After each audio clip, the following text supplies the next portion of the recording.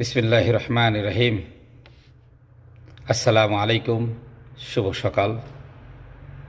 প্রিয় দেশবাসী, আসছে আগামী নির্বাচন উপলক্ষে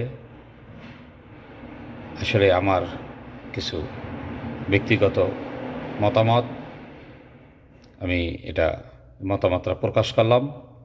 তো যারা এই মতামতের সাথে একমত হবেন তারা অবশ্যই মতামত জানাবেন, এবং যারা এই মতামতের সাথে একমত হবেন না তারাও আপনাদের মতামত প্রকাশ করবেন। প্রিয় দেশবাসী, বাংলাদেশে আমাদের নির্বাচনীয় সংসদ আসনের সংখ্যা ৩০০ আসন।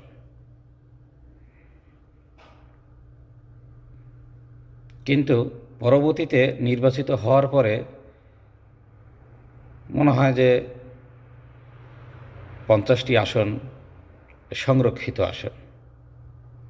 আচ্ছা, আমার যেহেতু নির্বাচন করিয়া একটা প্রতিযোগিতার মাধ্যমে আমরা একজন এমপিকে নির্বাচিত করি, তো সেইখানে তো আর সিট নাই বাড়তি, তো সেখানে আরও 50 জন সংরক্ষিত নারী এমপি নিয়ে ওখানে লাভটা কী বলে? একই এলাকায়, নির্বাচনী এলাকায় আর একজন মহিলা পড়ল, তো 2 জন হইল। তো আসলে এই হওয়ার কারণ কি? এটা হলো কি আসলে একটা ভাগ বাটোয়ারা করে খাওয়ার একটা রাস্তা।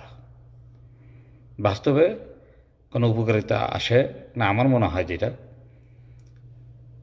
এবং বাংলাদেশে 300 আসনের যে নির্বাচনীয় এলাকা, সেটা হয়েছে 1972 সালের যে সংবিধান, সেই অনুসারে আমাদের 300 আসনেই নির্বাচন করা হয়।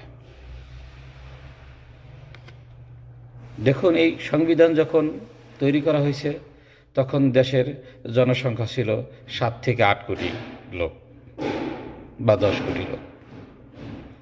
কিন্তু বর্তমানে এই সংখ্যা 25 বা 30 কোটি লোকের কাছে চলে গেছে। সঠিক গণনা এখনও কমপ্লিট আসে না। যারা আমরা বিগত দিনে যে শুনেছি যে 18 কোটি বা 20 কোটি এরকম লোকের সংখ্যা পাওয়া যায়। হয়তোবা সেই সংখ্যা অনেক দিন যেটা শুনতেছি এখন 25 কোটি তো হতে পারে।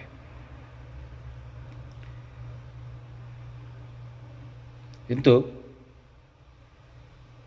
এখন আর আসলে ওই 300 সিটে আমাদের হয় না। কেন হয় না? কারণ এখন সবাই